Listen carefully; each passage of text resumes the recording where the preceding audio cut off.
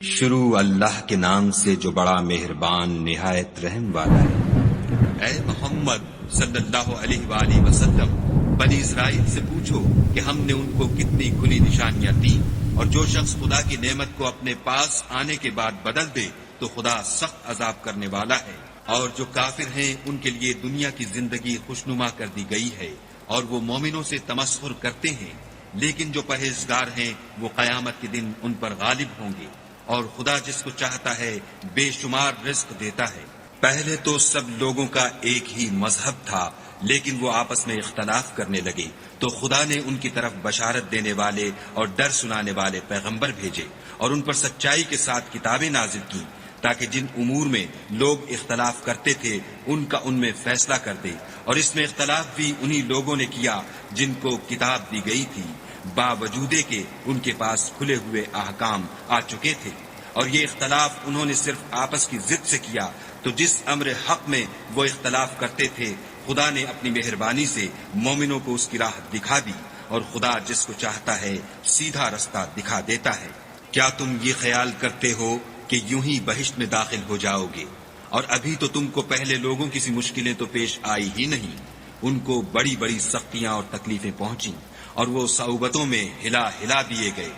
یہاں تک کہ پیغمبر اور مومن لوگ جو ان کے ساتھ تھے سب پکار اٹھے کہ کب خدا کی مدد آئے گی۔ دیکھو خدا کی مدد ان قریب آیا چاہتی ہے۔ اے محمد صلی اللہ علیہ وآلہ وسلم، لوگ تم سے پوچھتے ہیں کہ خدا کی راہ میں کس طرح کا مال خرچ کریں۔ کہہ دو کہ جو چاہو خرچ کرو، لیکن جو مال خرچ کرنا چاہو وہ درجہ بدرجہ اہل استحقاق یعنی ماں باپ کو، اور قریب کے رشتہ داروں کو، اور یتیموں کو، اور محتاجوں کو، اور مسافروں کو، سب کو دو، اور جو بھلائی تم کرو گے خدا اس کو جانتا ہے۔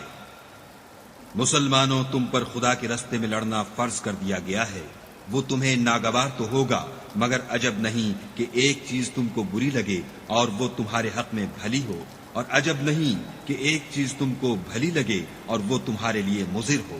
اور ان باتوں کو خدا ہی بہتر جانتا ہے اور تم نہیں جانتے۔ اے محمد صلی اللہ علیہ وآلہ وسلم، لوگ تم سے عزت والے مہینوں میں لڑائی کرنے کے بارے میں دریافت کرتے ہیں۔ کہہ دو کہ ان میں لڑنا بڑا گناہ ہے، اور خدا کی راہ سے روکنا اور اس سے کفر کرنا، اور مسجد حرام یعنی خانہ کعبہ میں جانے سے بند کرنا، اور اہل مسجد کو اس میں سے نکال دینا، جو یہ کفار کرتے ہیں، خدا کے نزدیک اس سے بھی زیادہ گناہ ہے، اور فتنہ انگیزی خون ریزی سے بھی بڑھ کر ہے، اور یہ لوگ ہمیشہ تم سے لڑتے رہیں گے، یہاں تک کہ اگر مقدور رکھیں تو تم کو تمہارے دین سے پھیر دیں۔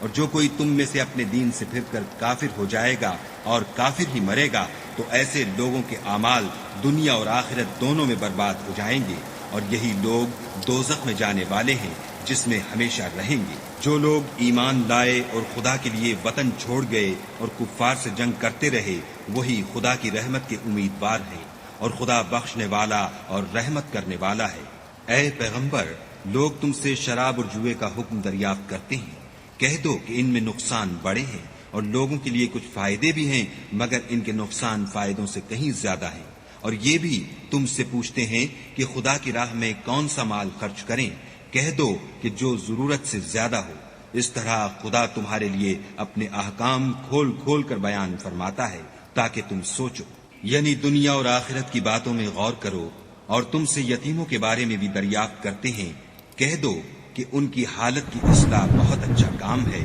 اور اگر تم ان سے مل جل کر رہنا یعنی خرچ اکٹھا رکھنا چاہو تو وہ تمہارے بھائی ہیں، اور خدا خوب جانتا ہے کہ خرابی کرنے والا کون ہے اور اصلاح کرنے والا کون، اور اگر خدا چاہتا تو تم کو تکلیف میں ڈال دیتا، بے شک خدا غالب اور حکمت والا ہے۔ اور مومنوں، مشرک عورتوں سے جب تک ایمان نہ لائیں نکاح نہ کرنا، کیونکہ مشرک عورت خواہ تم کو کیسی ہی بھلی لگے اس سے مومن لونڈی بہتر ہے، اور اسی طرح مشرک مرد جب تک ایمان نہ لائیں مومن عورت کو ان کی زوجیت میں نہ دینا، کیونکہ مشرک مرد سے خواہ وہ تم کو کیسا ہی بھلا لگے مومن غلام بہتر ہے۔ یہ مشرک لوگوں کو دوزخ کی طرف بلاتے ہیں، اور خدا اپنی مہربانی سے بہشت اور بخشش کی طرف بلاتا ہے، اور اپنے حکم لوگوں سے کھول کھول کر بیان کرتا ہے تاکہ نصیحت حاصل کریں۔ اور تم سے حیض کے بارے میں دریافت کرتے ہیں۔ کہہ دو وہ تو نجاست ہے، سو ایام حیض میں عورتوں سے کنارہ کش رہو، اور جب تک پاک نہ ہو جائیں ان سے مقاربت نہ کرو۔ ہاں جب پاک ہو جائیں تو جس طریق سے خدا نے تمہیں ارشاد فرمایا ہے ان کے پاس جاؤ۔ کچھ شک نہیں کہ خدا توبہ کرنے والوں اور پاک صاف رہنے والوں کو دوست رکھتا ہے۔ تمہاری عورتیں تمہاری کھیتی ہیں، تو اپنی کھیتی میں جس طرح چاہو جاؤ، اور اپنے لیے نیک عمل آگے بھیجو، اور خدا سے ڈرتے رہو، اور جان رکھو کہ ایک دن تمہیں اس کے روبرو حاضر ہونا ہے۔ اور اے پیغمبر، ایمان والوں کو بشارت سنا دو، اور خدا کے نام کو اس بات کا ہیلہ نہ بنانا کہ اس کی قسمیں کھا کھا کر سلوک کرنے اور پرہیزگاری کرنے اور لوگوں میں صلح و سازگاری کرانے سے رک جاؤ، اور خدا سب کچھ سنتا اور جانتا ہے۔ خدا تمہاری لغو قسموں پر تم سے مواخذہ نہیں کرے گا، لیکن جو قسمیں تم قصد دلی سے کھاؤ گے ان پر مواخذہ کرے گا، اور خدا بخشنے والا بردبار ہے۔